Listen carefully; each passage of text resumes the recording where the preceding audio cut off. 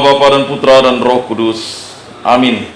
Semoga kasih karunia Tuhan Yesus Kristus, cinta kasih Allah dan persekutuan Roh Kudus beserta kita, sekarang dan selama-lamanya.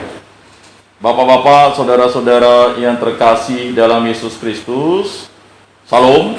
Salam. Selamat pagi, salam kasih, damai dan sejahtera. Tuhan memberkati, menyertai dan melindungi kita semua.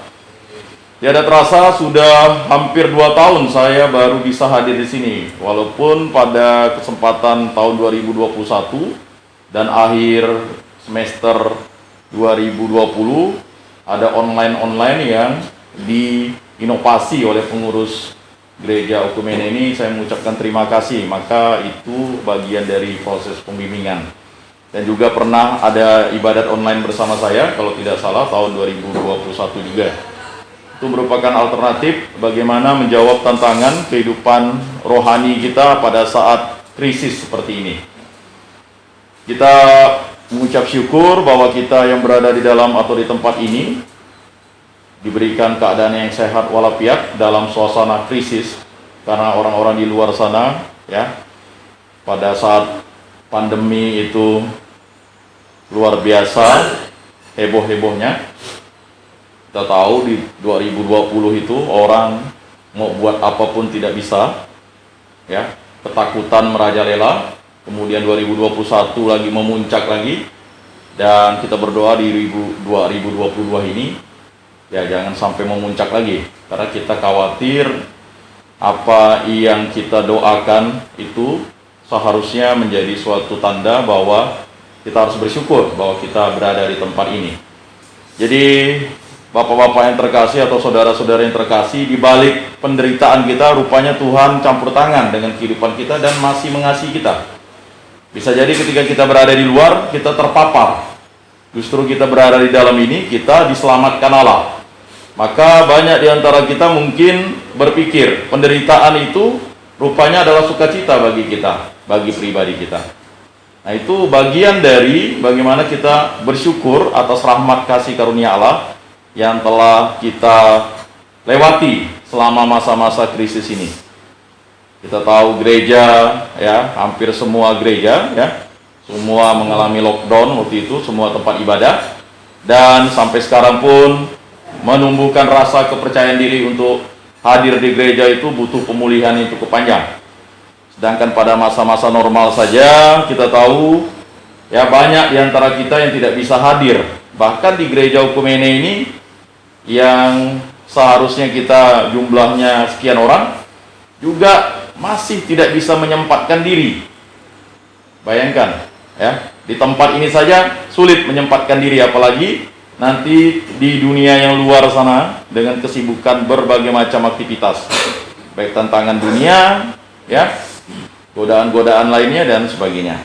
Maka dari itu marilah kita bersama-sama mengakui segala dosa dan kekurangan kita dalam terang sabda Tuhan. Saya mengaku kepada Allah yang Maha Kuasa dan kepada saudara sekalian bahwa saya telah berdosa dengan pikiran dan perkataan, dengan perbuatan dan kelalaian. Saya berdosa, saya sungguh berdosa.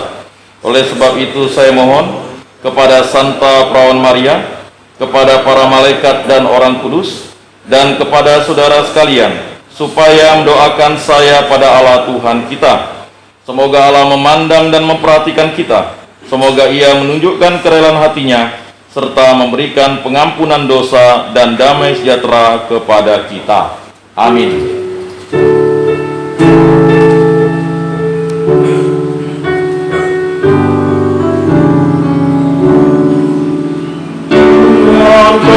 Kasihani kami, Kristus kasihani kami, Tuhan kasihani kami, Tuhan kasihani kami. Yesus Kristus Putra Bapa,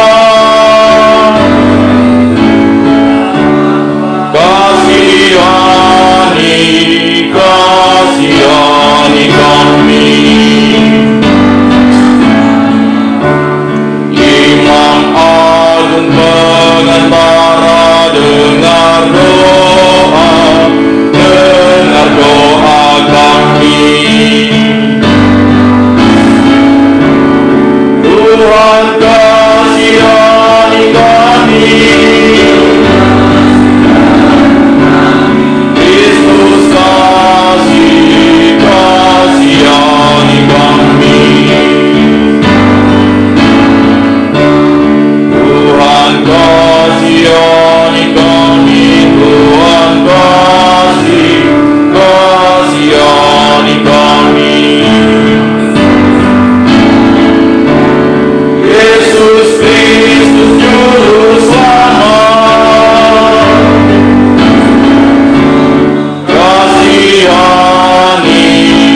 kasihani kami. Imam Agung Maharahim, ampunilah kami. Tuhan kasihani kami, Kristus kasihani kami. Tuhan kasihani kami, Tuhan kasihani kami.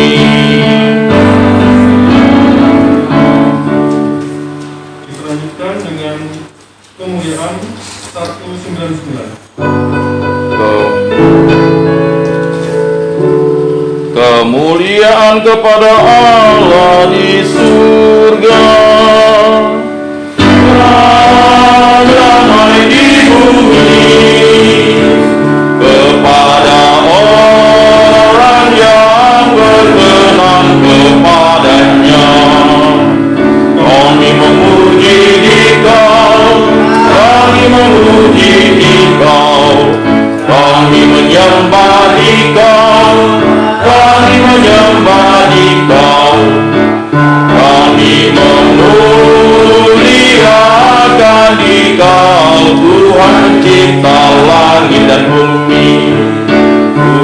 Tuhan Raja Surgawi, Tuhan Raja Surgawi, Tuhan Putera Anak Domba Allah.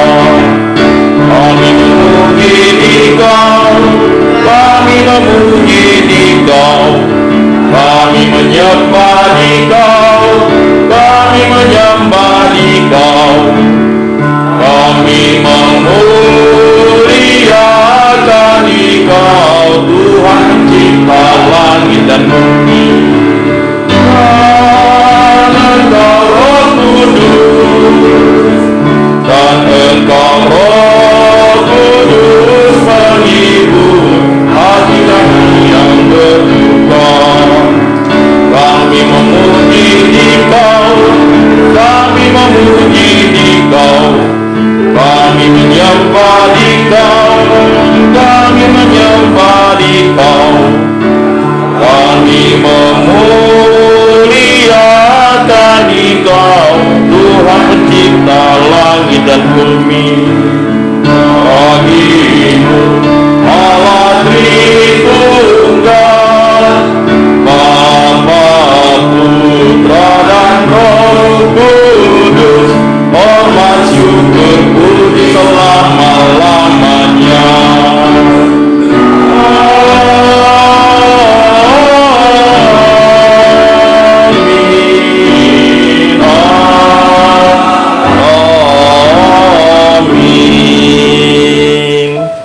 Marilah kita berdoa.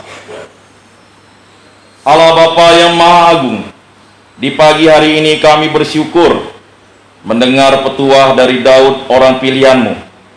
Lakukanlah kewajiban kami dengan setiap terhadap Tuhan Allah-Mu. Bantulah kami dengan rahmat-Mu agar kami dapat melaksanakan kewajiban kami dengan benar dan sungguh-sungguh serta tulus ikhlas. Bimbinglah kami di jalan-Mu ya Tuhan, agar kami tidak tersesat. Semua ini kami serahkan dengan perantaraan Tuhan kami Yesus Kristus yang hidup dan meraja, kini dan sepanjang segala masa. Amin.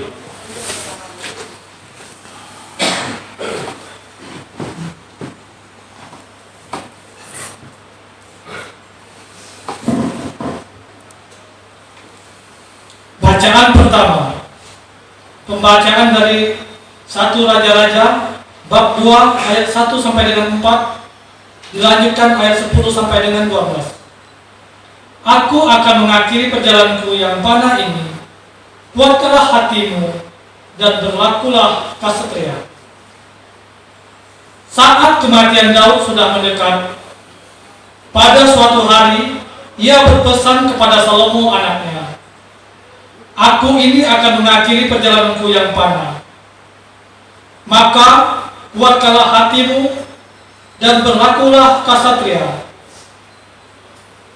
Lakukanlah kewajibanmu dengan setia terhadap Tuhan Allahmu, dengan hidup menurut jalan yang ditunjukkannya, dan dengan tetap mengikuti segala ketetapan, perintah, peraturan dan ketentuannya, seperti yang tertulis dalam hukum Musa. Semoga dengan demikian engkau beruntung dalam segala yang kau lakukan dan dalam segala yang kau tuju. Dan semoga Tuhan menepati janji yang diucapkannya tentang aku, yakni, jika anak-anakmu laki-laki tetap hidup di hadapanku dengan setia, dengan segenap hati, dan dengan segenap jiwa, maka keturunanmu takkan terputus dari tahta kerajaan Israel. Kemudian Daud mendapat istirahat bersama-sama nenek moyangnya, dan ia dikuburkan di kota Daud. Jadi Daud memerintah orang Israel selama 40 tahun. Di Hebron ia memerintah 7 tahun, dan di Yerusalem 33 tahun. Kemudian Salomo duduk di atas tahta Daud ayahnya dan menjadi kokolah kerajaannya. Demikianlah sabda Tuhan. Syukur kepada Allah.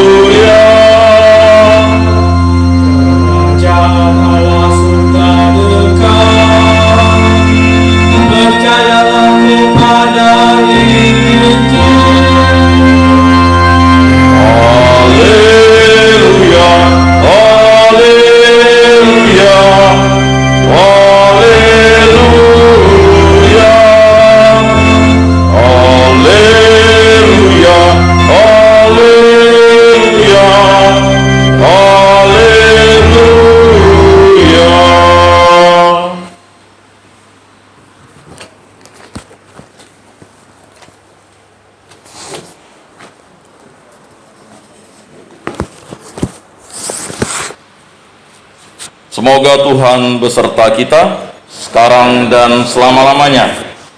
Inilah Injil suci menurut Markus. Dimuliakanlah Tuhan. Sekali peristiwa, Yesus memanggil ke-12 murid dan mengutus mereka berdua-dua. Ia memberi mereka kuasa atas roh-roh jahat dan berpesan kepada mereka supaya jangan membawa apa-apa dalam perjalanan. kecuali tongkat, roti pun tidak boleh dibawa.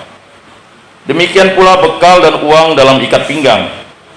Mereka boleh memakai alas kaki, tetapi tidak boleh memakai dua baju.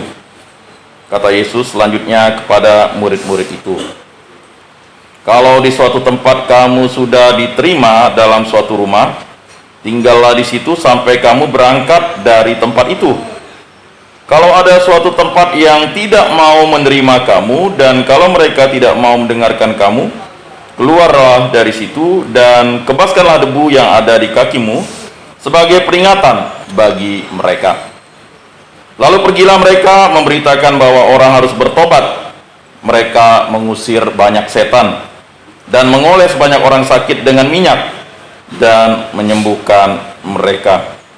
Demikianlah sabda Tuhan. Terpujilah Kristus. Bapak-bapak, saudara-saudara yang terkasih dalam Yesus Kristus, seperti yang sudah saya sampaikan dalam pengantar, bahwa kita sungguh bersyukur kita bisa berjumpa. Beberapa orang saya sudah hafal benar namanya, Pak Agus, Pak Andre, apalagi Pak Lulu ya. Sedangkan Pak Atis ini saya sudah cukup kenal dulu di Bengkayang, cukup kenal. Dulu waktu saya masih jadi kontraktor pemborong, ya kan? Ya kan? Biar tekor asal tersohor, biar rugi asal terpuji. Nah itulah saya dulu. Ya, zaman-zaman itu dikasih proyek itu masuk ke kampung, ya kan? Sampai buat ke dalam. Untungnya tidak seberapa, ya kan? Sakitnya luar biasa.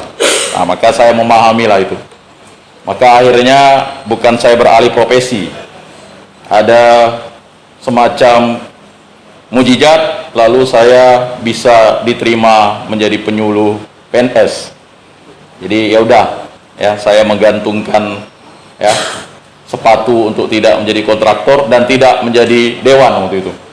Jadi saya banyak profesi sebenarnya yang dalam cita-cita saya. Menjadi penyuluh ini sebenarnya sampingan awalnya, tapi rupanya Tuhan memakai yang sampingan itu rupanya. Jadi banyak diantara kita mungkin berpikir dulu kita ingin menjadi A, tetapi Tuhan memakai kita untuk menjadi B, menjadi C, dan menjadi D. Dan di tempat ini kita bersyukur. Mungkin banyak yang mungkin masih sangat bertanya-tanya, mengapa saya harus dimasukkan di tempat ini? Saya selalu mengatakan tempat ini adalah rumah retret. Re itu kan kembali, tret itu perjalanan. Waktu kita di dunia luar kan mungkin kita lupa bahwa ada sesuatu hal yang mungkin harus kita perbaharui hidup kita. Ya. Mungkin ada kesalahan yang tidak kita lakukan, tetapi kita harus bertanggung jawab. Inilah dunia. Dunia ini hanya melihat bukti dan fakta dan hukum-hukum yang dibuktikan oleh manusia. Ya. Tetapi kalau nanti kita sudah meninggal dunia, langsung menuju rumah Bapa di surga, diadili oleh Tuhan Yesus, nah itu kita tidak bisa mengelak lagi. Ya. Jadi bapak-bapak yang terkasih, memang hukum di dunia ini terkadang ya tergantung dari sudut pandang yang mana. Ya. Jadi kita percaya kalau kita bernegara ini ada hukum yang mengatur itu. Ya. Tetapi kalau kita melakukan hal dosa, hukumannya abadi. Supaya hukumannya itu tidak menjadi abadi, kita harus bertobat. Nah, itulah yang dilakukan oleh Daud. Daud yang diurapi Allah ini adalah seseorang yang luar biasa. Dia adalah pengganti Saul dari tunggul Isai, anak ke-8. Ya, 8 angka sempurna, ya kan? Jadi kalau dibolak-balik itu 8 ya begitulah hurufnya. Ya, dari ada 7 anak yang disodorkan Isai, tapi Samuel malah memilih satu anak yang sebenarnya disisihkan oleh Isai. Anak bungsu ya, tinggal di padang gurun sana atau di padang rumput, ya kan? Karena abang-abangnya kan. Dan bahkan abang-abang itu ada yang gagah perkasa sebenarnya, ya. Cuman lalu Samuel memilih Daud yang masih bocah pada waktu itu, ya, kemerah-merahan dan parasnya elok. Nah, kalau paras elok ini sebenarnya menggambarkan bahwa muka Daud itu dia seperti muka perempuan. Ya, kalau elok itu kan, kalau tampan kan mukanya laki-laki begitu. Jadi elok itu mukanya antara tampan dan cantik. Berarti muka Daud itu luar biasa. Ya. Jadi kalau mau lihat muka Daud itu seperti muka Yesus lah. Mirip-mirip lah begitu ya. Karena kan itu satu keturunan. Kalau mau melihat muka Yesus berarti melihat muka Bunda Maria, kan begitu. Atau muka Santo Yusuf. Karena mereka adalah ya orang tua mereka. Walaupun pada prinsipnya ya Yesus dikandung oleh Roh Kudus tetapi dilahirkan oleh perawan Maria. Maka jangan heran misalnya kalau kita melihat lambang hati kudus Yesus dan Bunda Maria itu mirip kan mukanya. Atau misalnya kalau kita pergi ke suatu tempat, misalnya Bunda Maria di Tiongkok, itu ada ya. Bunda Maria di Tiongkok itu ya. Jadi Bunda Marianya ya sipit juga. Kalau di Afrika Bunda Marianya agak hitam-hitam lah begitu ya. Jadi seperti itu. Bapak-bapak yang terkasih dalam Yesus Kristus, bacaan dari kitab pertama Raja-Raja tadi mengingatkan tentang kematian Daud yang sudah mendekat. Kematian itu adalah kepastian. Jadi cara orang meninggal itu kan ada 4 ya. Sakit, tua juga sakit sebenarnya ya. Nah, penyakit itu adalah sesuatu yang memang akan membuat manusia itu terpisah dari raganya. Jadi tidak mungkin orang misalnya putus kepalanya lalu dia bisa hidup. Menakutkan bagi orang kan. Jadi kalau misalnya putus kepalanya dia masih hidup. Jadi di dunia ini semuanya adalah alamiah ya. Binatang apapun tanpa kepala memang pernah ada ya. Ayam ya 1 bulan hidup tetapi habis itu dia mati karena tidak bisa dikasih makan ya. Hidup memang. Tetapi yang lebih aneh misalnya di beberapa daerah ya, kepalanya ada, ususnya ada ya, kuyang namanya itu kata orang ya kan. Nah itu semacam ilmu hitam ya, atau manusia 7 atau apalah namanya itu ya, dia bisa kemana-mana larinya. Nah ini sesuatu yang memang harus dijalani oleh semua manusia. Daud yang sebagai raja ya, yang diurapi Allah menggantikan Saul, merupakan raja yang paling berwibawa. Tetapi kewibawaannya itu jatuh karena kedosaan.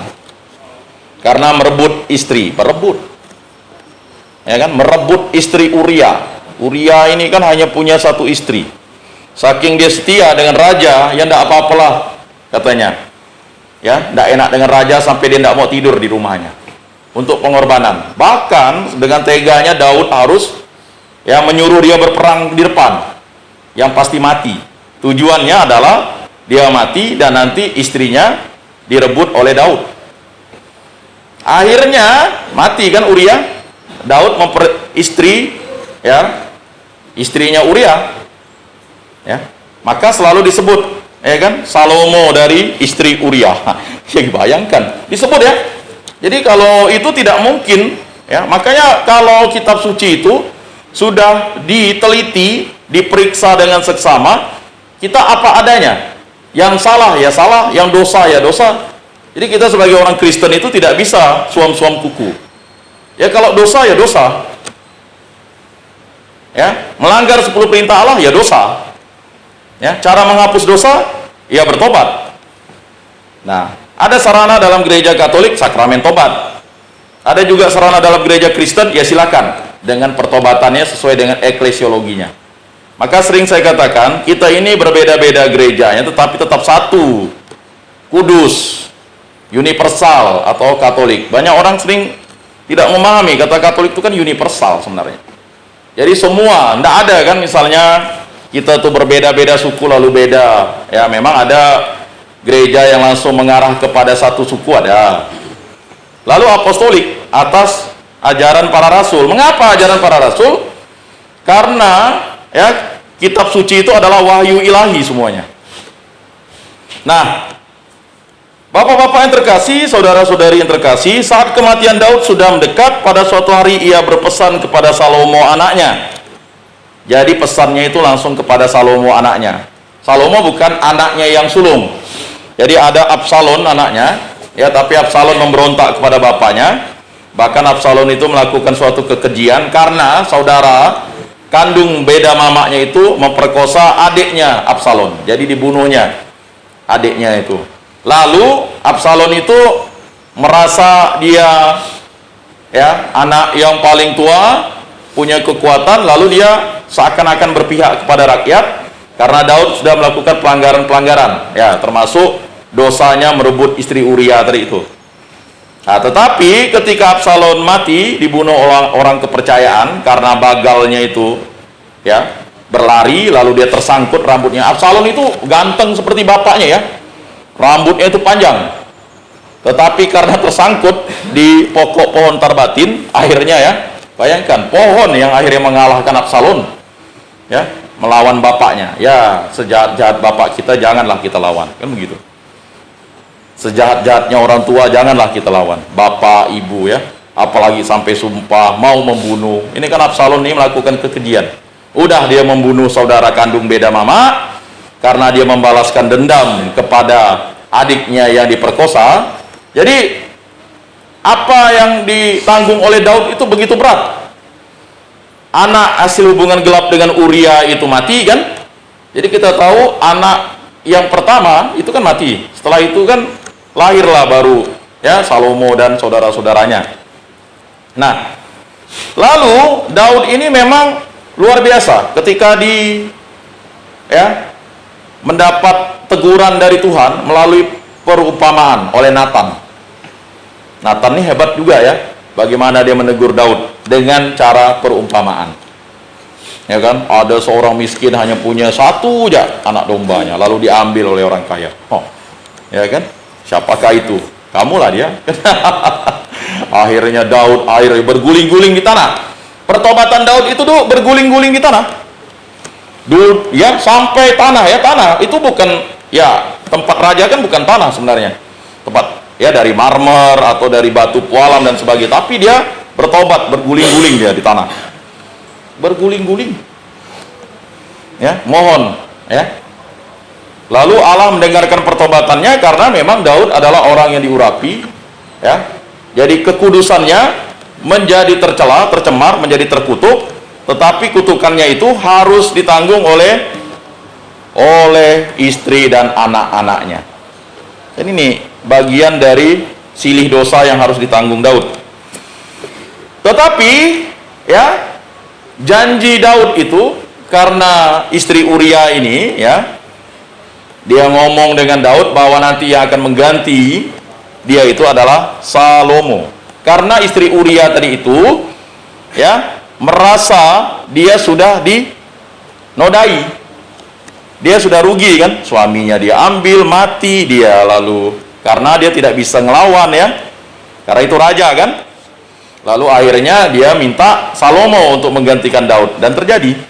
Walaupun terjadi pemberontakan ya, tetapi akhirnya Daud ya mengabulkan permintaan itu sebagai suatu ketetapan yang akhirnya nanti pada zaman Salomo bait suci Allah itu terbangun.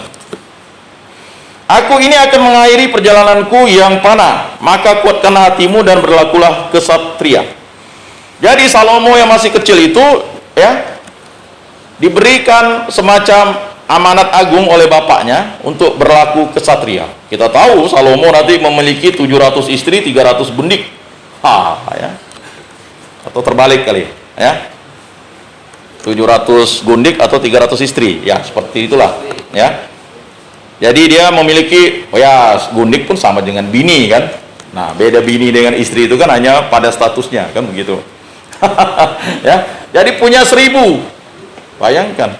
1 tahun 365 hari. Tapi anehnya Salomo hanya memiliki 1 keturunan karena tidak sempat lagi deh. Jadi pernah kita bahas itu dalam kegiatan orang muda. Luar biasa Salomo ya. Bayangkan ya, perak dan tembaga tuh di luar, emas yang masuk ke dalam. Dan itu sedang dicari-cari hartanya Salomo sampai sekarang. Menurut orang di mana hartanya itu? Ya. Jadi hartanya kemana tuh? Ya. Tapi pandai-pandai orang sana lah. Orang-orang sana itu kan cerdik pandai. Diambilnya disembunyikan, lalu dia buatlah ya semacam hoax untuk dicari. Tapi itu bukanlah sesuatu yang harus dicari. Ya, yang paling utama bagaimana Salomo memiliki kebijaksanaan dan akhirnya Salomo ini berlaku kesatria. Lakukanlah kewajibanmu dengan setia terhadap Tuhan Allahmu, dengan hidup menurut jalan yang ditunjukkannya, dan dengan tetap mengikuti segala ketetapan, perintah, peraturan, dan ketentuannya seperti yang tertulis dalam hukum Musa. Jadi Salomo itu ketika dia menggantikan bapaknya bagus dia. Tetapi setelah diberi masa tuanya, barulah Salomo tuh ya menjadi akhirnya ngikut istrinya, kata-kata istrinya.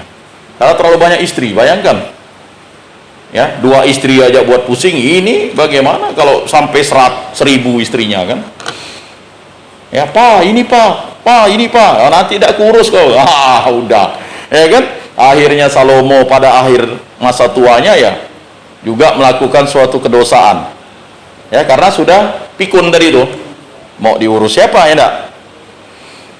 Nah, semoga dengan demikian engkau beruntung dengan segala yang kau lakukan dan dalam segala yang kau tuju, dan semoga Tuhan menepati janji yang diucapkannya tentang aku, yakni jika anak-anakmu laki-laki tetap hidup di hadapanku dengan setia, dengan segenap hati dan dengan segenap jiwa, maka keturunanmu tak akan terputus dari tahta kerajaan Israel. Nah, janji itu Allah itu abadi, kekal dan selamanya, dan memang tetap kan.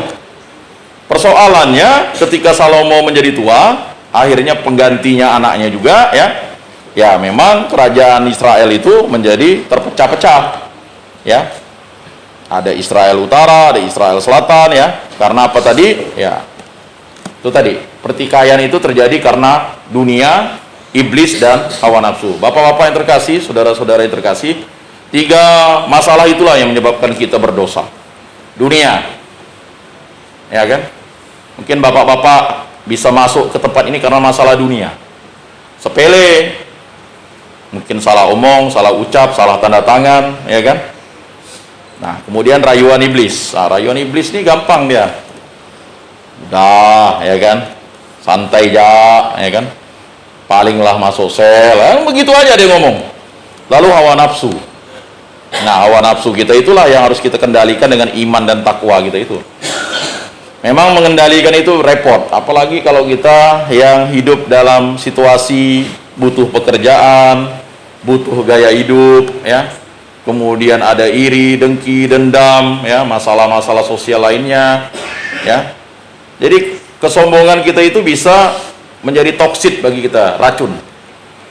Di sel-sel juga kita harus hati-hati, ada kawan kita yang menjadi toksit ya, seperti sahabat setia tetapi memberikan pandangan-pandangan racun ya, pandangan-pandangan racun. Misalnya harusnya kita sebagai orang beriman ya, kita harus mengampuni musuh kita itu dan mendoakannya ya. Kita berharap dia tidak masuk di tempat ini karena kita yang merasakannya, cukuplah kita. Tetapi kan banyak di antara kita ya tetap ya kejengkelan itu karena ada toksit pandangan dari kawan-kawan ya kan. Bahkan mungkin ada yang berniat untuk melakukan guna-guna santet ya kan, supaya musuhnya mati ya, tidak masuk di tempat ini dan sebagainya. Nah, itu terjadi. Itulah hawa nafsu yang mengendalikan kita sehingga dendam kesumat kita itu akhirnya tinggal diraciki atau dimasuki oleh iblis. Dan akhirnya dunia itu ya terus menjadi suatu ya tantangan bagi kita. Nah, ini yang terjadi. Apa yang dilakukan oleh Salomo nantinya, Daud sudah menjelaskan itu. Jadi maksud Daud ini, kesatria itu harus pada masa tua itu jangan lagi melakukan hal-hal dosa. Tapi Salomo lupa. Salomo ingat ini hanya pada masa mudanya, sampai dia nanti pada masa tuanya udah lupa deh dengan janji Allah ini, dengan apa yang disampaikan Daud ya. Kemudian Daud mendapat istirahat bersama-sama nenek moyangnya dan ia dikuburkan di kota Daud. Nah, di kotanya, di kota Daud. Kita tahu kota Daud di mana? Ya kan? Bethlehem kan? Di kota Daud. Yesus lahir di kota Daud, di Bethlehem. Ya. Jadi di Bethlehem, ya, Yerusalem. Jadi kota Daud.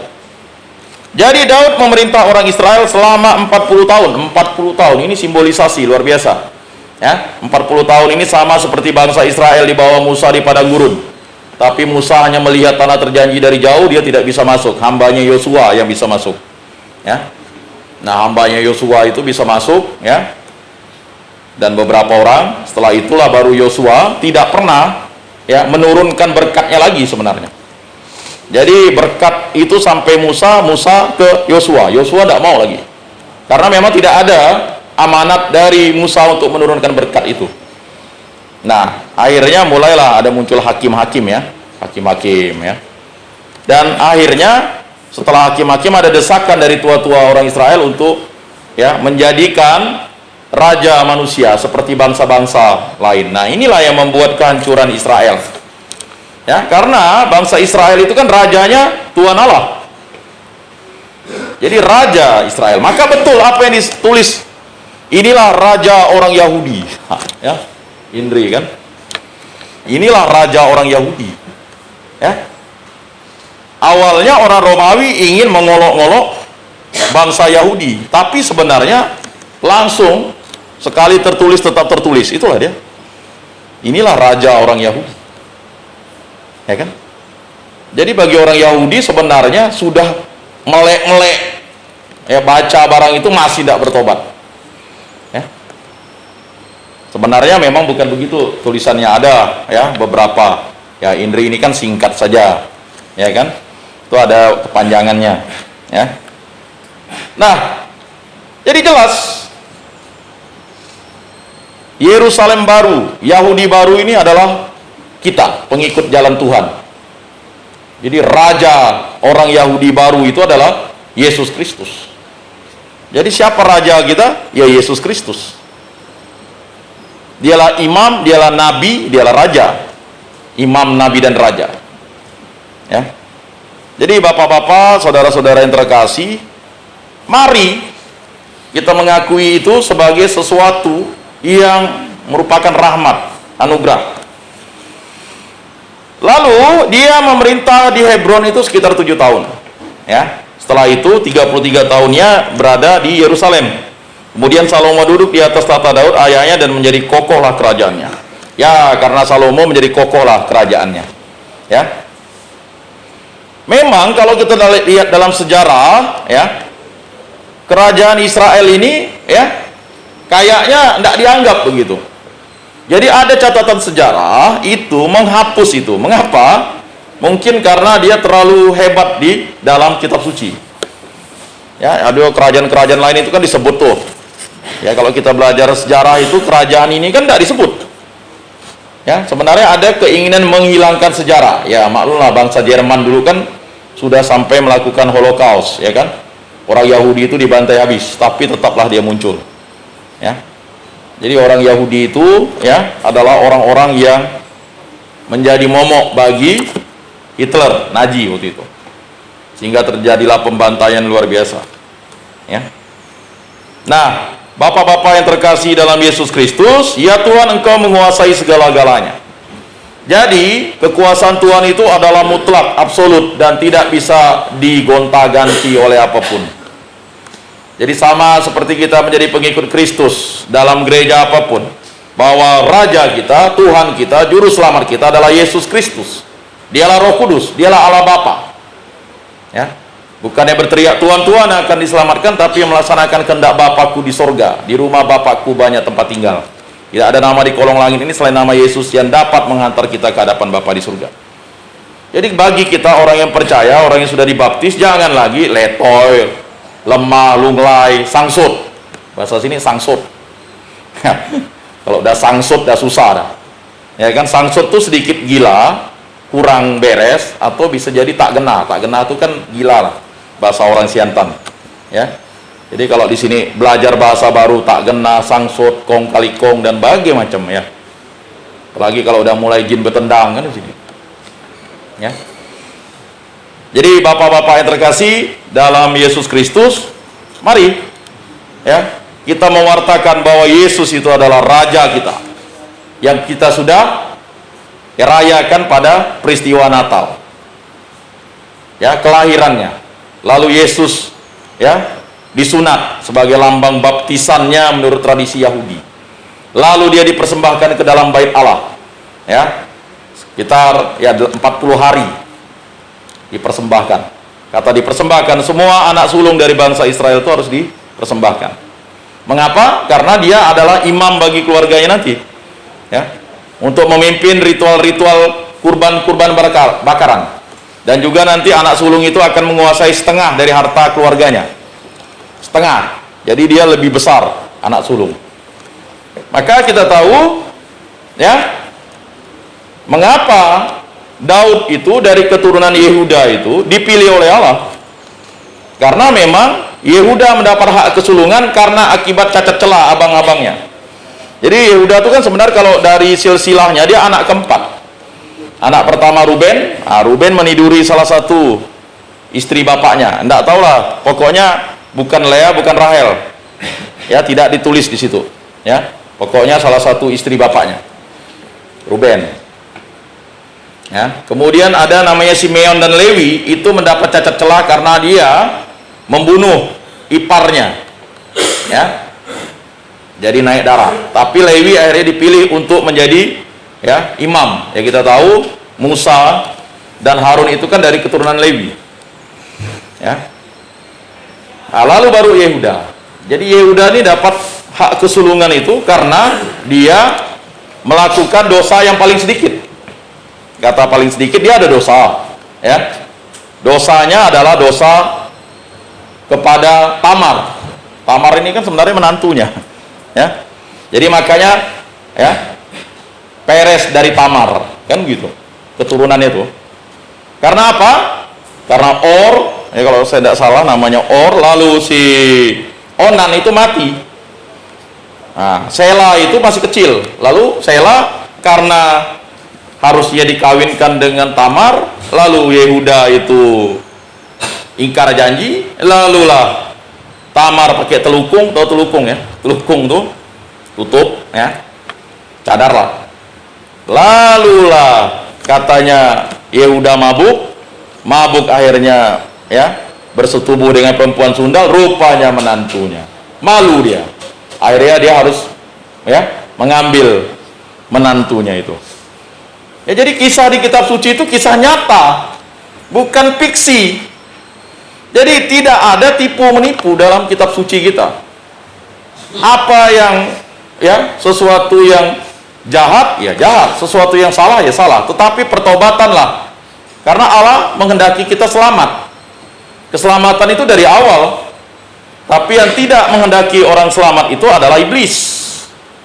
Iblis itu mengacau balaukan kehidupan manusia karena manusia itu adalah pilihan Allah untuk tinggal di Taman Eden itu. Begitu juga sampai dia mengacau balaukan keturunan dari Yesus ini kan, tujuannya adalah untuk menggagalkan keselamatan yang datang dari Allah itu. Ya Tuhan, milikmu-lah kerajaan, Engkau-lah yang tertinggi melebihi segala-galanya, sebab kekayaan dan kemuliaan berasal daripadamu. Nah, jadi tidak ada apa-apanya kekayaan kita di muka bumi ini. Kita hanya sementara waktu sajalah di sini. Ya kan? Kata bapak saya tuh, uang itu seperti kumis katanya. Seperti janggut. Ya, dicukur dia akan datang lagi. Tapi kalau iman itu tidak seperti janggut dan uang. Iman itu berasal dari Allah. Ya. Kalau kita potong iman itu, ya, iman itu tetap ada di dalam diri kita. Tetapi mau tidak kita menjawab ya suara Allah? Bapak-bapak mungkin kurang beriman dulunya, atau imannya iman yang congkak, sombong gitu. Jadi sama seperti Daud, diberikan pelajaran yang berharga untuk bertobat. Pertobatan itu memang harus sungguh. Ya, ada niat yang harus dibangun. Ya, bapak-bapak, ya, saudara-saudara yang terkasih. Jadi mohon pengampunan rahmat itu dari Tuhan Yesus. Tiap harilah sebutkan lapal Yesus tuh. Yesus ampuni saya, Yesus kasihanilah saya, kan begitu. Ya. Jadi kalau kita sudah membuang hal-hal hitam di dalam hati kita itu, lama-lama Roh Kudus itu ya yang menggerakkan kita, mendorong kita akan masuk ke dalam diri kita, dan kita akan dirubah. Sama seperti Saulus dirubah menjadi Paulus. Ya, sama seperti ya Simon dirubah menjadi Petrus atau Kepas. Ya kan, nama-nama itu kan dirubah, itu tujuannya adalah ya sebagai nama yang baik untuk permulaan hidup yang baik. Nikodemus itu bertanya kepada Yesus, bagaimana aku bisa lahir untuk kedua kalinya? Kata Yesus, gampang, ikuti saja aku, kan selesai. Ya. Nah, jadi pengalaman bapak-bapak yang sudah mungkin terjerat masalah-masalah, jangan pernah menyerah. Ya. Bayangkan orang yang meninggal, bayangkan orang yang mati dalam keadaan tidak bertobat, itu lebih kacau. Sedangkan kita diberikan kesempatan Tuhan untuk bertobat dan diberikan kesempatan untuk hidup. Ya. Jadi ada suatu pengalaman, ya mungkin Pak Lulu tahu ya, ada satu orang dulu di sini ya. Lalu dia udah meninggal dunia. Ya Pak Lulu mungkin kenal ya. Dulu aktif. Saya baru tahu kisahnya itu, rupanya kakaknya itu kawan saya. Saya tidak tahu. Ya, bahkan penyakitnya pun dirahasiakan kepada bapak-bapak terkasih kan, saudara-saudara terkasih. Jadi itu penyakit 4 huruf. Saya baru tahu, tapi dia sudah meninggal dunia dan semoga dia bersama Bapa di surga. Ya. Jadi kan bapak-bapak tidak tahu bergaul saja kan. 4 huruf. Kalau sudah 3 huruf kan berat. Yang ngerti ya 4 hurufnya? Penyakit 4 huruf itu dulu ditakuti. Sekarang penyakit yang ditakuti ya penyakit yang gabungan huruf dan angka. COVID-19 kan? Ya COVID-19 ditakuti. Semua orang lockdown. Semua di dunia bisa terserang. Berubah-ubah variannya. Dari SARS-CoV jadi COVID-19. Berubah lagi dia jadi Delta. Berubah lagi jadi Omicron. Lalu tambah lagi katanya ada COVID baru lagi. Waduh. Ini saya bilang penyakit yang memang datangnya dari si jahat, iblis. Awalnya itu kan dari dunia. Dunia yang menciptakannya. Keinginan untuk membunuh banyak orang dengan cara mudah. Supaya ya segala medis itu dipakai, tidak mengandalkan Tuhan. Bahkan gereja, tempat ibadah manapun disuruh tutup. Bayangkan, COVID ini bisa menciptakan tempat ibadah disuruh tutup. Itulah ya gabungan antara dunia, iblis dan hawa nafsu manusia. Ya, awalnya kan katanya ada peperangan antara negara adik kuasa. Ya kan? Nah, mulailah sekarang berpikir lain lagi. Jadi COVID ini seakan-akan akhirnya menciptakan kita hidup dalam ketakutan. Dan ketakutan itu harusnya kita takut terhadap Tuhan, tunduk terhadap Tuhan, tapi justru kita takut kepada penyakit. Kita harus waspada dan berjaga-jaga terhadap penyakit ini. Maka kita pakai masker, ya, cuci tangan, ya.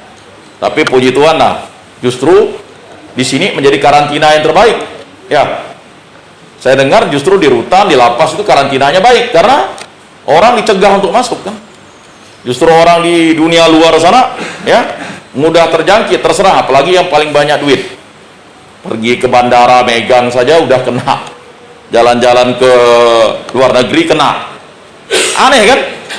Berarti barang itu udah nempel di pesawatnya. Ya kan? Kita nih orang yang kere jangankan naik pesawat ya kan? Naik Gojek ya kalau misalnya memang penting benar gitu. Naik Grab. Ya. Jadi memang penyakit ini adalah sesuatu yang harus kita tahu bahwa ya, cara mengatasinya memang dengan iman dan takwa. Kalau kita takut terus-menerus sampai kapan? Ya. Engkaulah yang berkuasa atas segala-galanya, dalam tanganmu lah kekuatan dan kejayaan, dalam tanganmu lah kuasa untuk memperluas dan memperkokoh kerajaan. Jadi Bapak-bapak yang terkasih, kita itu sudah masuk dalam kerajaan Allah. Kita itu berada di dalam Allah. Siapa yang tinggal di dalam aku akan selamat. Siapa yang tinggal di luar aku tidak akan selamat. Tetapi mengapa kita bisa menjadi ya kurang percaya, tidak percaya? Itulah tadi dunia, iblis dan hawa nafsu. Kalau ada 3 hal itu mengendalikan kita sulit. Ya. Yang namanya kita itu kalau nonton TikTok tahan tidak tidur. Tapi kalau kita jangankan ya nonton misalnya dengar khotbah pastor, khotbah ya pendeta, tiba-tiba bisa bobo. Lama 15 menitnya ya kan rasanya seperti di dalam mana gitu. Tapi kalau kita nonton TikTok atau kita nonton film ya waduh bisa berjam-jam, bahkan sampai lupa doa yang 1 detik tuh bisa lupa. Tuhan terima kasih kan 1 detik ya kan, lupa. Kita kan bisa doanya 1 detik kan, Tuhan terima kasih, udah kan 1 detik tuh. Coba Bapak hitung ya kan, Tuhan terima kasih, amin. Itu yang Katolik, dalam nama Bapa dan Putra dan Roh Kudus. Mungkin 2 detik. Tapi nonton TikTok bisa lupa. Ya? Jadi Tuhan itu dilupakan oleh banyak orang karena apa? Ya, karena Tuhan ya adalah yang maha sabar dan maha murah. Kan begitu. Coba kalau iblis, mana boleh dilupakan iblis? Kalau udah nyajen tuh iblis, habis nih, takutlah. Pasti dipasanglah sajennya tuh. Ya kan? Malam Jumat, ya kan? Berabun. Nah, ini malam Jumat nih. Mungkin di sel dah berabun. Ini untuk melindungi kita nih katanya kan. Mulailah cari kemenyan kan. Mulailah ngucap-ngucap kata-kata yang aneh-aneh. Ya kan? Saya ingat dulu waktu saya latihan silat tuh. Kok latihan silatnya lain pula ucapannya kan? Nggak ada yang latihan silat itu tanda salib. Lain ucapannya. Ucapan sebelah banyaknya. Kan? Ya, bapak-bapak mungkin yang nuntut ilmu banyak kan? Lain ucapannya. Nggak ada kan ilmu ya versi Kristen. Ya kan? Ilmu versi Kristen itu cinta kasih. Ya kan? Love. Ya kan? Mana minta sesuatu yang apa? Bukan berkat, minta berkat semuanya. Bahkan kita memberkati orang. Baik, bapak-bapak yang terkasih dalam Yesus Kristus, kerajaan Allah sudah dekat, percayalah kepada Injil. Ini adalah suatu pewartaan yang terus-menerus kita sampaikan kepada saudara-saudara kita, kepada ya warga di tempat ini ya. Jumlah kita ini, saya yakinlah jumlah kita ini ada mungkin puluhan orang ya Pak Lulu ya. 60. Yang datang yang itu-itu saja atau yang tersentuh. Bosanlah yang Katolik. Bosanlah yang Kristen. Bosanlah yang Pantekosta. Bosanlah. Kalau kita sudah mulai bosan, itulah setan sudah masuk di dalam pikiran kita. Jadi hati-hati kalau kita sudah bosan berdoa, bosan membaca kitab suci, bosan berbuat baik, itu bahaya. Lawanlah itu. Ya. Tunduklah kepada Allah, tunduk kepada Allah. Lawanlah iblis, dia akan lari daripadamu. Maka kita harus tunduk kepada Tuhan Allah kita. Tunduk itu berarti kita harus takut dan takluk kepada Tuhan Allah. Pak, tidak bisa Pak, di tempat ini susah Pak, kalau kita tidak buat kekuatan kita nanti susah. Padahal siapa yang lemah lembut itu akan menguasai dunia kan. Jadi yang kuat itu kan hanya, ya kita tahulah Simpson. Simpson itu kan dari keturunan Dan. Nah, yang ditanya Simpson itu dari keturunan Dan. Ya, Simpson itu ya dari lahir memang rambutnya sudah ada. Sebenarnya Simpson itu hanya melambangkan bahwa kekuatan manusia itu ada pada Allah. Lalu Delila bilang, apa kau jago mas? Mantap abang nih, ganteng. Gila, rayuan maut Delila. Aku nih, rambut aku nih. Mulailah dicukur. Habis dicukur, habis dia. Dihantam orang Filistin, congkel biji matanya, digantung di sonto kayu. Akhirnya dia bertobat. Minta kekuatan terakhir kepada Allah. Dia pun mati. Dia bertobat. Dia pun mati, semua orang Filistin mati. Ya kan? Itu karena akibat hawa nafsunya mencintai Delila, yang sebenarnya Delila ini cintanya palsu. Kita kan banyak mencintai palsu. Mohon maaf misalnya, yang berselingkuh itu kan cinta palsu, bukan cinta benar-benar. Cinta asli itu kepada istrimu yang sah, menerima sakramen perkawinan atau diberkati di gereja. Kalau ada cinta kedua, cinta ketiga, itu udah cinta palsu. Walaupun kayaknya baik, tapi tidak baik. Nah ini terjadi nih dengan Daud kan. Ya, seandainya Daud waktu itu dia mau monogami, satu aja istrinya, pasti kerajaannya kekal abadi. Tetapi itulah ya, namanya manusia, dunia ya, dunia, kemudian iblis dan hawa nafsu. Nah ini berat sekarang. Atau hati-hati juga bapak-bapak, saudara-saudara yang terkasih, tidak lagi nafsu dengan istrinya setelah keluar dari penjara. Setahun lebih, 2 tahun lebih, lain pula ya kan. Pedang lawan pedang pula, kacau pula nih. Ya, lalu istrinya bilang, apa udah dingin nih. Ini terjadi bisa karena hawa nafsu. Awalnya main-main kan, lama-lama keterusan dan akhirnya menjadi penyakit. Ya kan, penyakit jadinya. Gereja tidak pernah mempersalahkan orang seperti itu, justru gereja ingin menyelamatkan. Ya kan? Karena apa tadi? Itulah tadi, ya. Memang pernah tidak tahu apakah ada tidak peraturannya itu, ya. Ada diberikan kesempatan, ya, di lapas atau di rutan ada ruang untuk kalau yang sudah punya istri itu kan.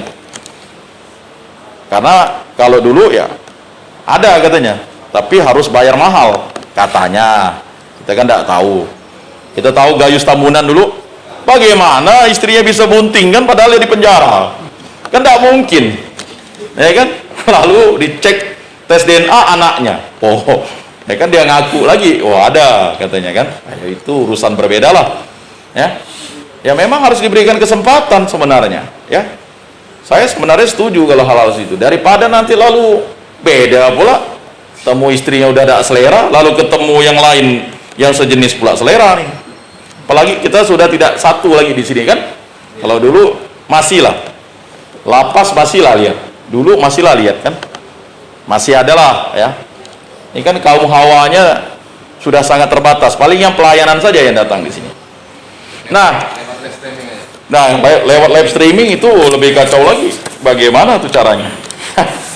Nah, bapak-bapak dan saudara-saudara yang terkasih, dalam Injil Markus ini mengingatkan kita, sekali peristiwa Yesus memanggil ke-12 murid dan mengutus mereka berdua-dua. Jadi ada 12 murid, ini menuju ke 12 rasul. Ada 70 murid, tetapi itu bukan rasul. Ada 12 murid ini berdua-dua.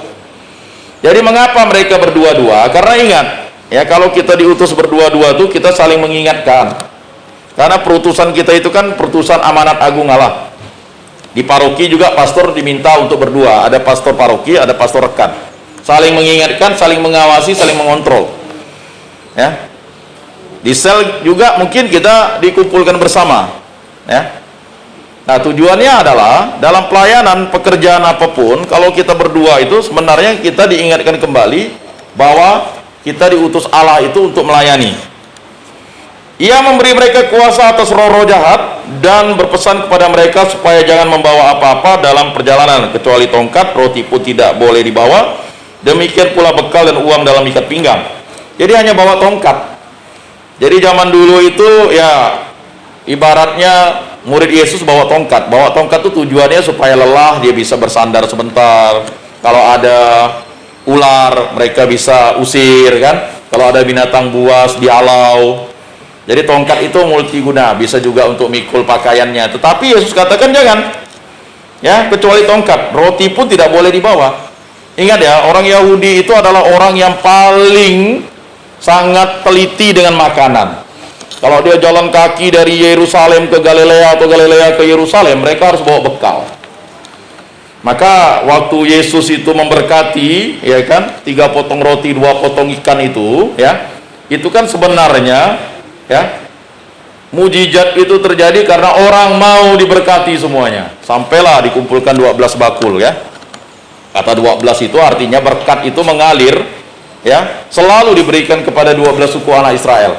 Simbolisasi murid Yesus juga 12. Ya. Jadi 12.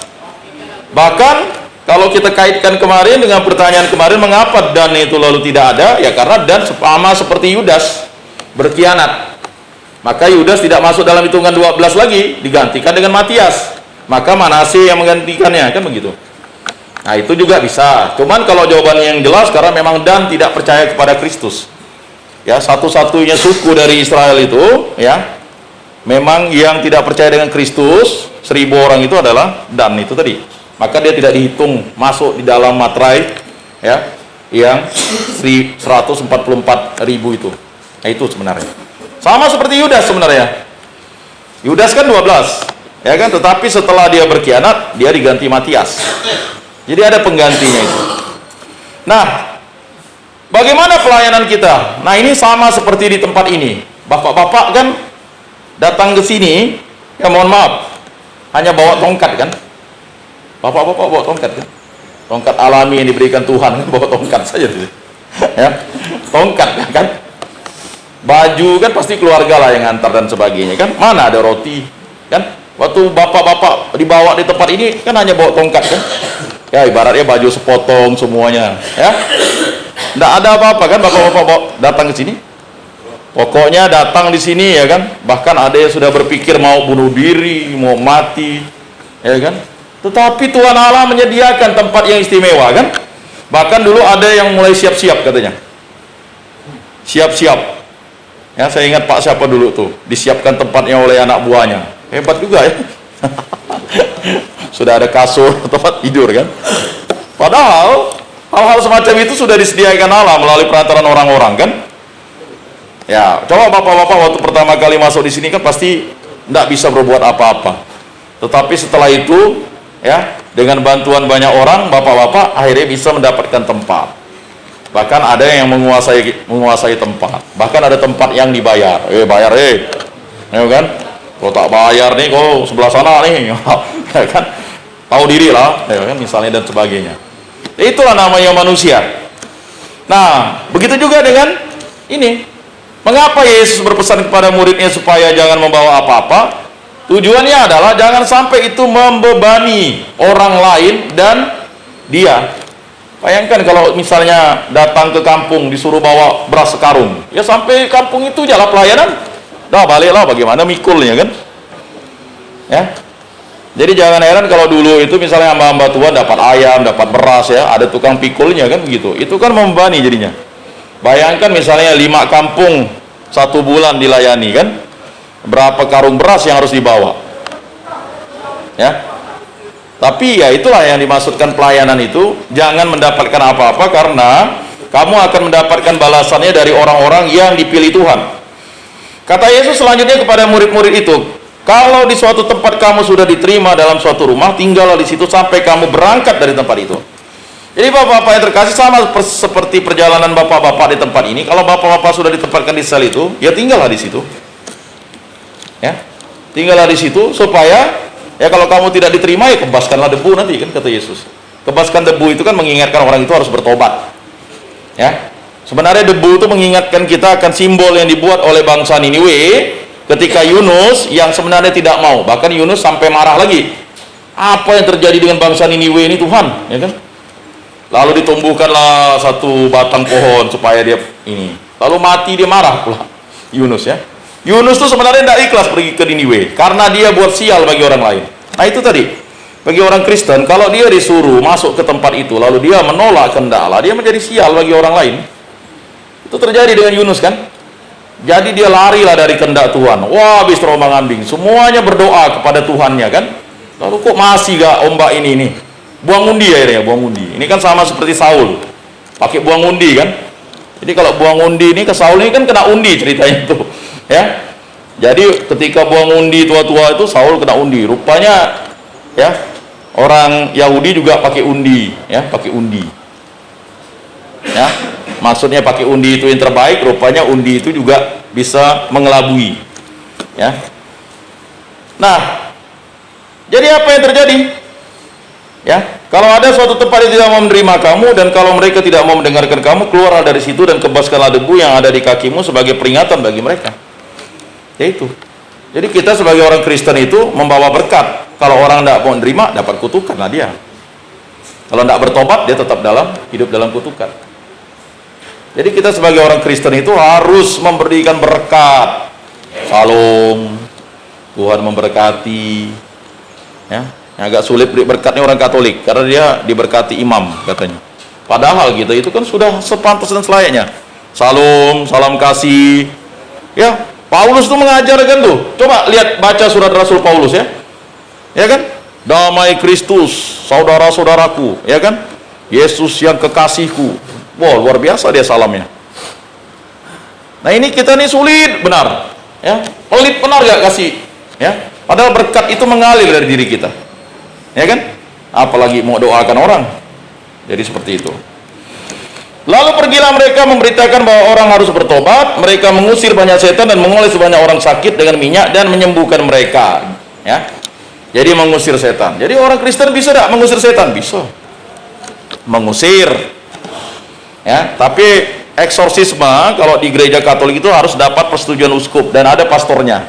Itu beda eksorsisme dengan mengusir. Mengusir itu kalau misalnya tempat ini ada setannya, ya kita doa, pastilah larilah setannya. Ya kan? Tapi kalau orang itu, kalau sudah dikuasai iblis, keluar paku, beling, dan sebagainya ya, dari mulutnya ya, aneh-aneh lah. Ya.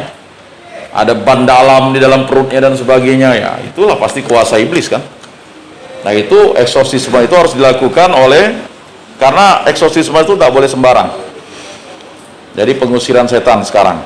Tetapi kalau kita percaya ketika kita sudah dibaptis, ya, setan itu sudah diusir dalam diri kita. Setan itu tidak lagi menguasai kita, cuman yang menguasai kita nih hawa nafsu. Mulailah dia kompromi dengan setan tuh, hawa nafsu tuh. Kalah tak apa, sekali jak Tuhan kan Maha Pengampun katanya. Sekali jak lah ya kan, enggak apa-apa ya kan. Itulah dosa tuh kan merayu-rayu kita kan. Enggak apa-apa. Ya kan? Terus enggak apa-apa kan, akhirnya nanti kan kamu bisa terima sakramen tobat katanya kan. Enggak apa-apa ya kan, enggak apa-apa. Lama-lama enggak apa-apa. Nanti lama-lama mulailah misalnya mohon maaf Pak Dukun bilang kan.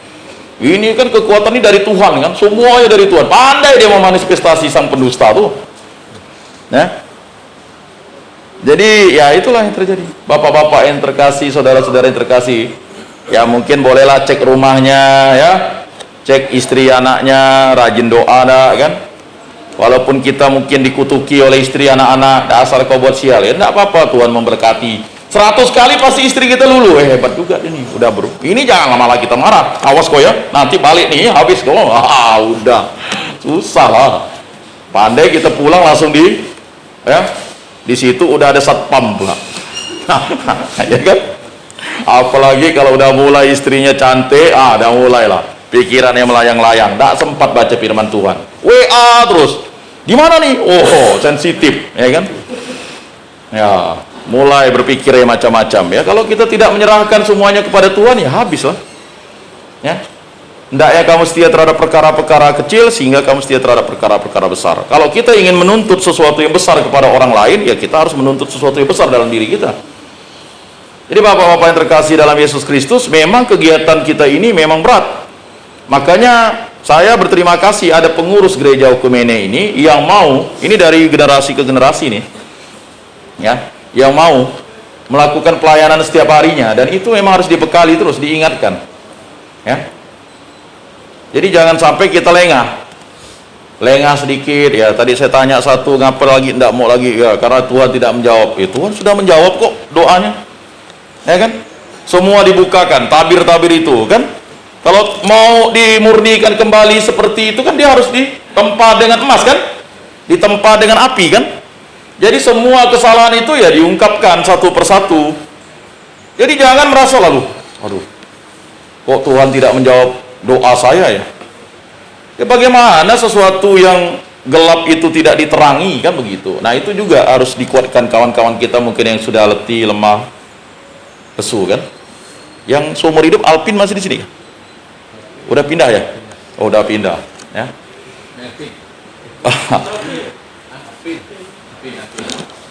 Ya, saya selalu teringat dengan dia karena memang waktu itu saya bina dulu waktu dia SMA di Bengkayam tuh.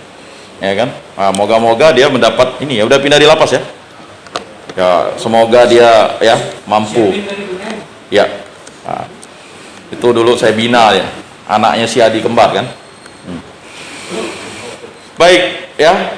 Jadi di sini tidak ada lagi ini, Pak ya. Tidak ada lagi yang narkoba, tidak lagi ya. Hanya untuk yang ini ya, untuk yang belum diponis ya. Katanya kan di sini udah untuk menjadi apa? Khusus untuk tipikor dan penggelapan ya kan? Oh titipan. Oh pido ya. Nah, marilah kita kuatkan itu kawan-kawan kita. Ya. Apalagi kalau yang sudah tak punya harapan ya.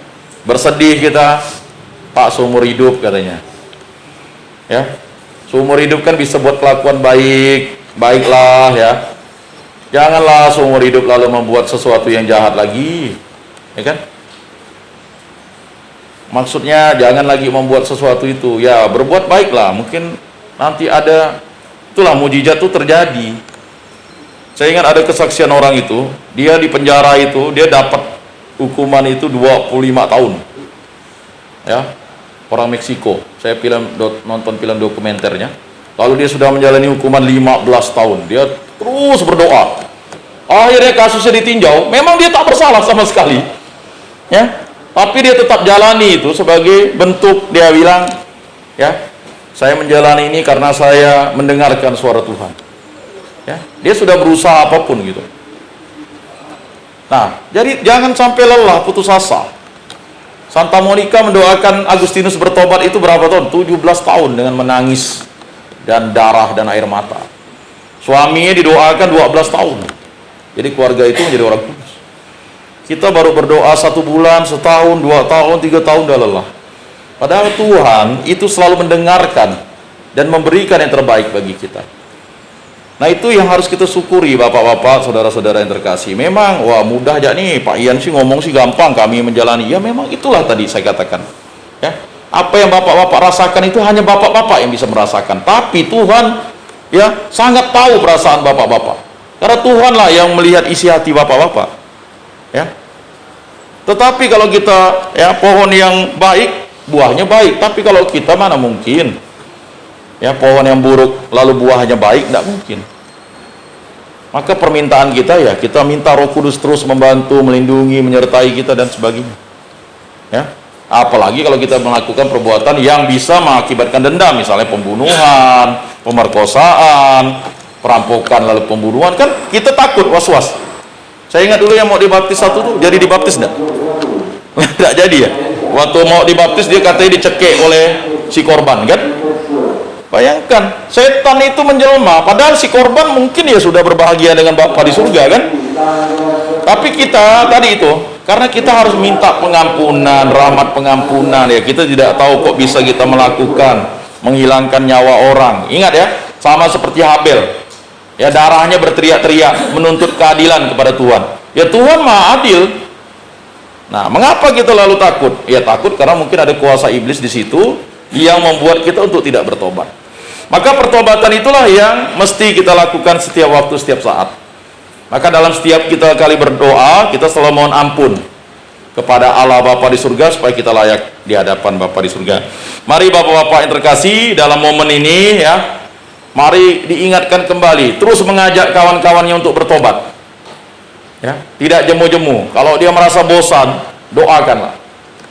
Ya, doakan. Ya. Kalau kita tidak, ya, dulu pernah kita bahas tentang kuasa doa. Ya, doa itu kuasanya dari Tuhan. Ya.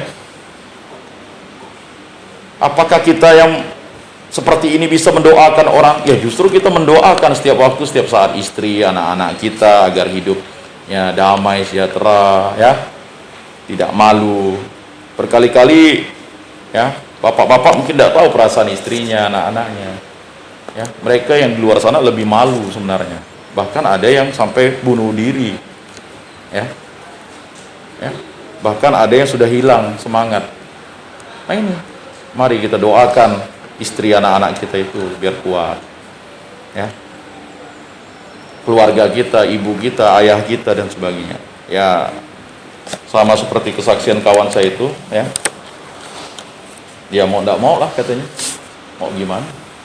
Itu adik kita, mau apa kata orang ya terserah lah, yang penting kita mau adik kita katanya kan sehat, selamat, tapi kan Tuhan berkehendak lain misalnya ya, demi mengambil obat ya orang bertanya sana sini. Nah marilah kita menjadi orang-orang yang mampu mendoakan, karena istri dan anak-anak kita tuh kita tidak tahu apa yang terjadi dengan mereka, perasaannya ya. Pada masa Natal, Imlek ini ditanya ya kan. Nah itulah kau katanya ngambil suami seperti itu. Dulu kan tidak bapak berkati, tidak bapak senangi. Nah mulailah jengkel lagi nih kan. Nah makanya kita mari berikan peneduhan kepada mertua, orang tua kita dan sebagainya. Mari kita persembahkan ibadat ini untuk ya orang-orang yang kita cintai. Semoga orang-orang yang kita cintai itu dapat selalu menjadi pribadi yang baik dan benar di mata Tuhan, dan kita juga menjadi berkat bagi sesama kita. Mari kita bangkit berdiri, kita mengakui iman kepercayaan kita. Aku percaya akan Allah, Bapa yang Maha Kuasa, pencipta langit dan bumi, dan akan Yesus Kristus, putranya yang tunggal Tuhan kita, yang dikandung dari Roh Kudus, dilahirkan oleh perawan Maria, yang menderita sengsara dalam pemerintahan Pontius Pilatus, disalibkan, wafat dan dimakamkan, yang turun ke tempat penantian, pada hari ketiga bangkit dari antara orang mati, yang naik ke surga, duduk di sebelah kanan Allah Bapa.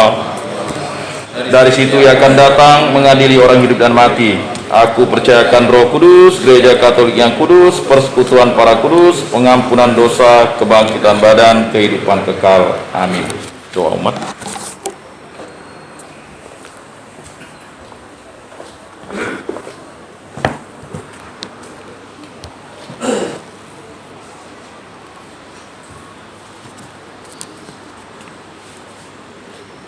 Ya Allah Bapa di surga, dengarkanlah segala doa-doa permohonan yang kami sampaikan. Bagi umat Allah, keluarga Allah, semoga Bapa mengutus Roh-Nya agar umatnya sadar akan perhatian dan cinta kasih-Nya kepada sesama yang menderita semakin berkembang ke arah yang Kau hendaki. Marilah kita mohon. Kabulkanlah doa kami ya Tuhan. Bagi para pemimpin bangsa, semoga kuasa Roh Kudus memberikan para pemimpin bangsa kebijaksanaan untuk selalu mencari keadilan dan perdamaian. Marilah kita mohon. Kabulkanlah doa kami ya Tuhan. Bagi mereka yang tertimpa musibah, semoga kasih setia Allah Bapa membimbing dan menumbuhkan orang-orang yang sedang tertimpa musibah, sehingga mampu bangkit kembali dan menyadari bahwa musibah yang menimpa mereka dapat menjadi alat pembuka jalan menuju kepada Tuhan Yesus Kristus. Marilah kita mohon. Kabulkanlah doa kami ya Tuhan. Bagi kita di sini, semoga Bapa menuntun kita agar dapat menemukan cara untuk membantu membangun dunia yang lebih menghargai bagi kehidupan manusia dan martabat manusia. Marilah kita mohon. Kabulkanlah doa kami ya Tuhan. Ya Allah Bapa, demikianlah doa permohonan kami yang kami sampaikan dengan perantaraan Tuhan kami Yesus Kristus, hidup dan beraja kini dan sepanjang segala masa. Amin. Mari kita lanjutkan dengan kolekte dan lagu pujian.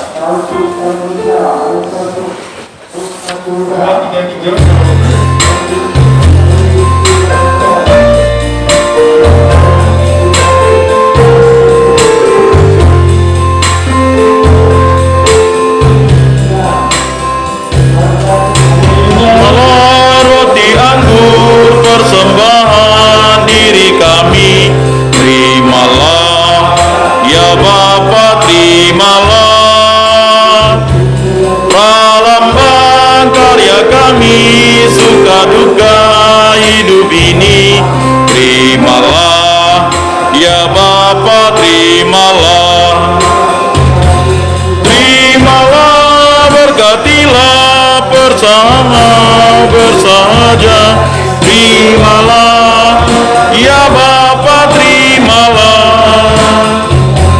terimalah berkat kami atas segala kurnia-Mu, terimalah ya Bapa, terimalah, terimalah, berkatilah bersama bersahaja, terimalah ya Bapa, terimalah, satukan dengan kurban Yesus Kristus Putra-Mu, terimalah ya Bapa, terimalah, terimalah syukur kami atas segala kurnia-Mu, terimalah ya Bapa, terimalah, terimalah syukur kami atas segala kurnia-Mu,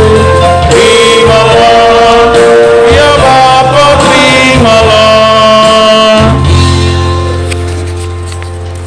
Mari kita bangkit berdiri. Ya Allah Bapa yang bertata di dalam surga, kami mengucap syukur dan berterima kasih atas karya agung-Mu. Kami dapat mempersembahkan hati, jiwa, raga, jasmani kami dan segala materi yang kami dapat berikan dengan tulus ikhlas ke hadirat-Mu. Berkatilah semua yang kami berikan ini agar menjadi sesuatu yang berharga bagi pertobatan kami dan bagi kepentingan-kepentingan kami untuk menjadi pewarta-pewarta dan saksi-saksi iman-Mu. Berkatilah keluarga-keluarga kami, berkatilah istri-istri kami, anak-anak kami, cucu-cucu kami, orang-orang tua kami, dan segala orang yang kami cintai, agar mereka selalu hidup rukun, damai, dan sejahtera.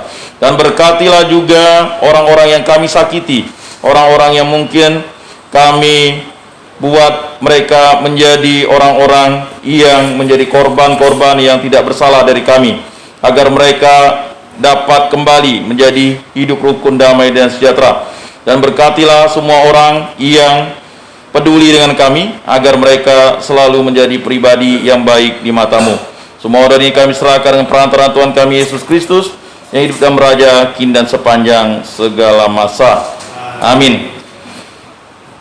Bapak-bapak, saudara-saudara terkasih, pada perayaan ini kita tidak menyambut komuni kudus, maka bersama dengan saudara-saudari separoki yang menyambut komuni, marilah menghayati kehadiran Tuhan yang kita rindukan di dalam hati kita. Mari kita hening sejenak.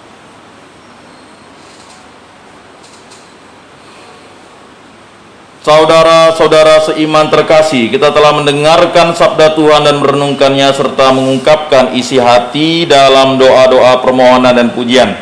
Marilah kita sekarang berdoa seperti yang diajarkan oleh Tuhan kita Yesus Kristus.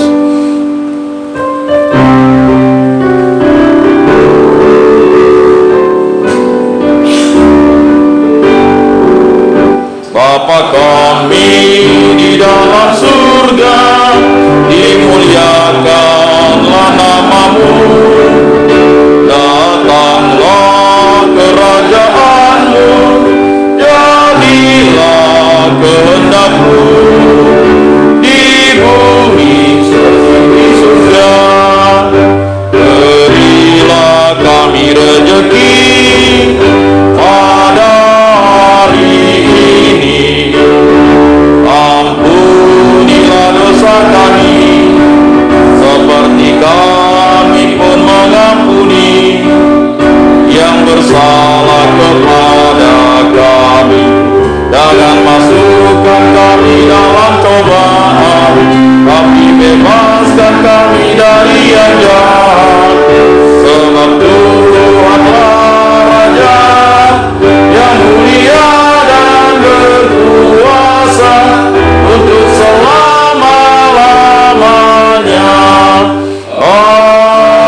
Amin, amin, amin. Marilah kita saling memberikan salam damai.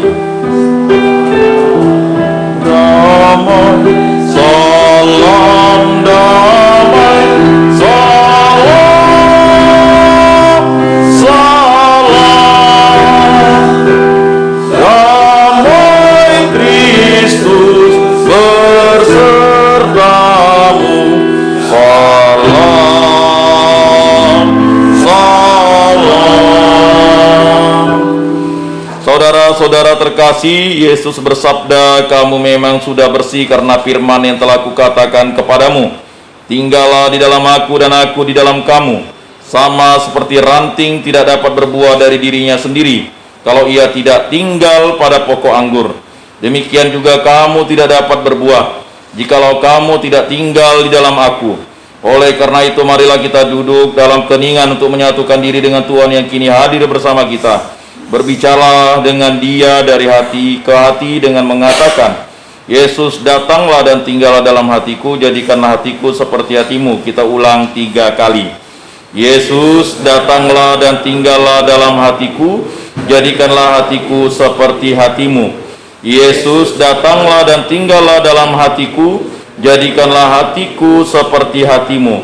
Yesus, datanglah dan tinggallah dalam hatiku, jadikanlah hatiku seperti hatimu. Mari kita duduk, kita dengarkan pengumuman.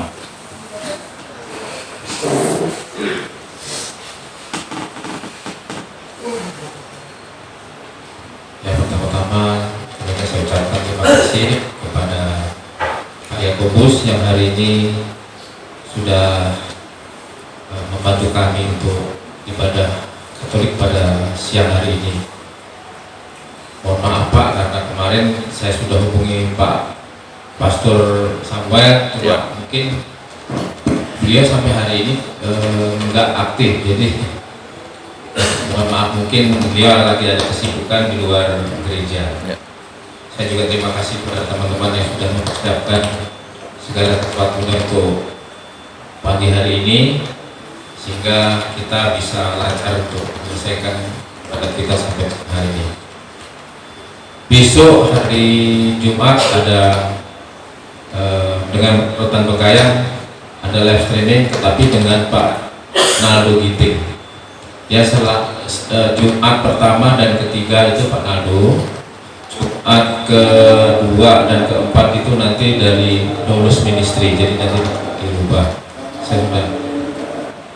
Beliau minta Pak Gidot yang minta supaya Pak Naldo tetap dimasukkan karena hari Sabtu Bengkayang tidak bisa keluar karena ada kesibukan tersendiri, senang, saya kira itu. Kemudian hari Minggu, hari Sabtu ada dari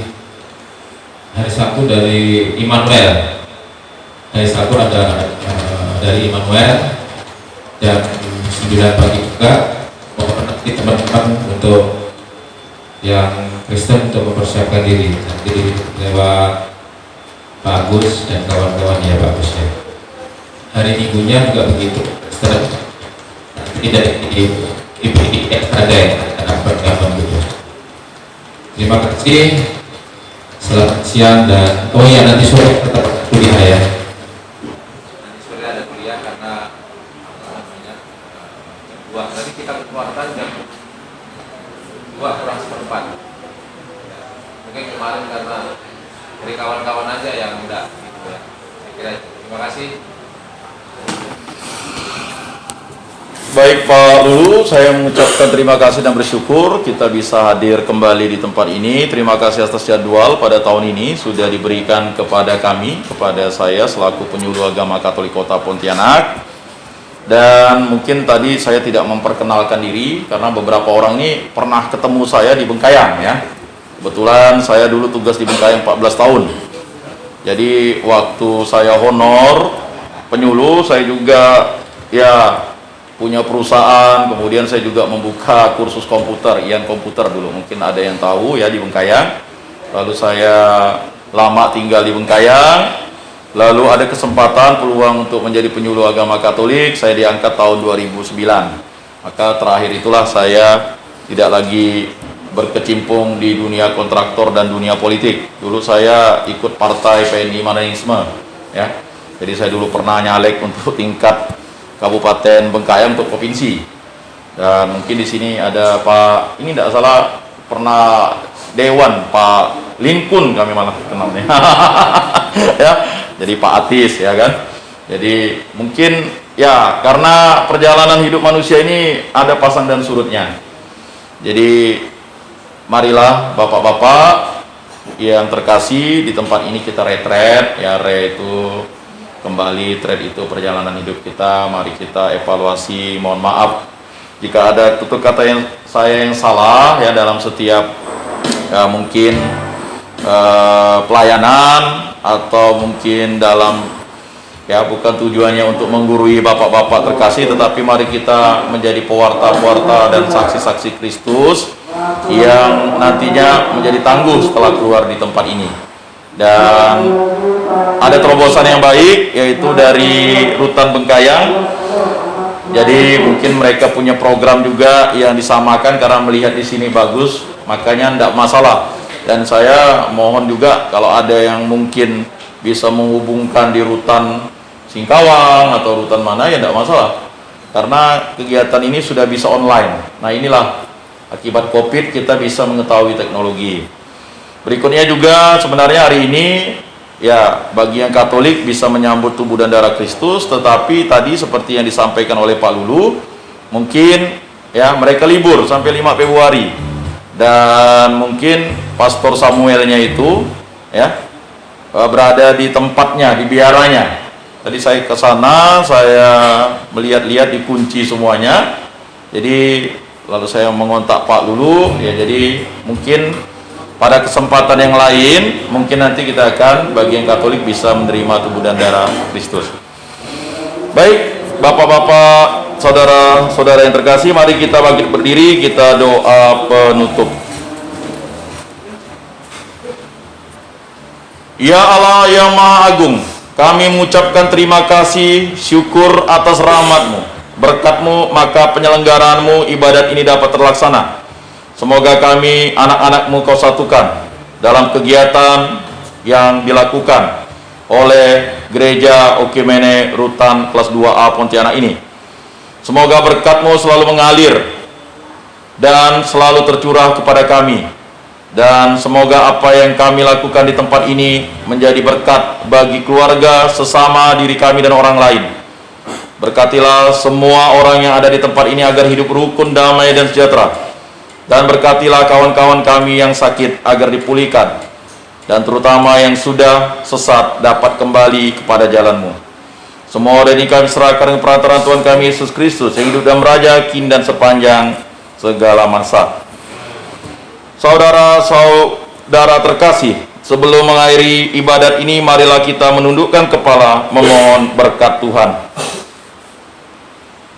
Semoga Tuhan memberkati kita, melindungi kita terhadap dosa, dan menghantar kita ke hidup yang kekal. Dalam nama Bapa dan Putra dan Roh Kudus. Amin. Bapak-bapak, saudara-saudara terkasih, ibadat sabda pada hari ini sudah selesai. Syukur kepada Allah. Marilah kita pergi menjadi saksi damai. Amin.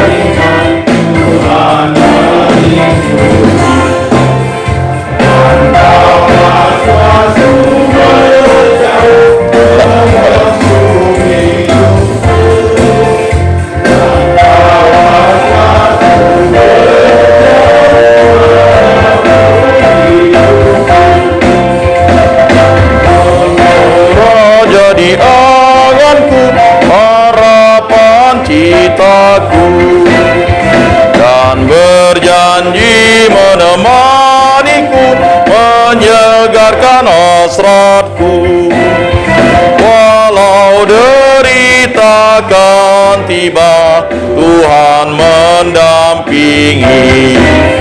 Segala cemas kan musnah, Tuhan